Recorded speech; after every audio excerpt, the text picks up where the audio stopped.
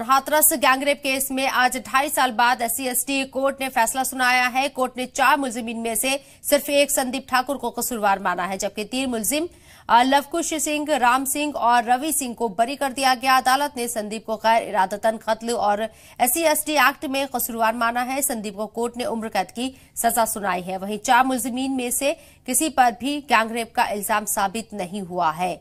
उधर मुतासिरा के हक के लिए वकील ने कहा है कि वे कोर्ट के फैसले के खिलाफ हाईकोर्ट जाएंगे। इससे पहले आज सुबह 4 मुलजिमीन को पेशी पर कोर्ट लाया गया था और फैसले को देखते हुए कोर्ट में भारी सिक्योरिटी एहलकार तैनात किए गए थे।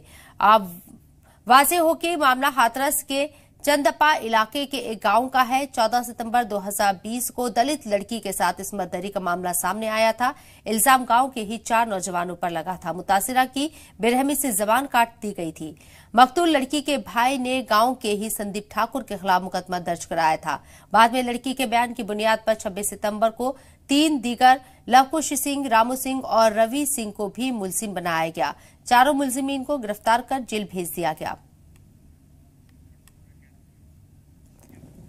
तो हाथरस के इस मामले पर हाथरस की जिला कोर्ट ने यह फैसला दिया है, जिसमें 4 आरोपियों में से 4 मुलजिमीन में से सिर्फ एक को ही यहां मुलजिम करार दिया गया और उम्र कैद की सजा सुनाई गई है। बाकी 3 लोगों को बरी कर दिया गया है। साथ ही साथ गैंगरेप की बात साबित नहीं हो पाई और कत्ल करने के मामले में, इसके साथ ही गैर इरादतन कत्ल करने के मामले में ये सजा सुनाई गई है।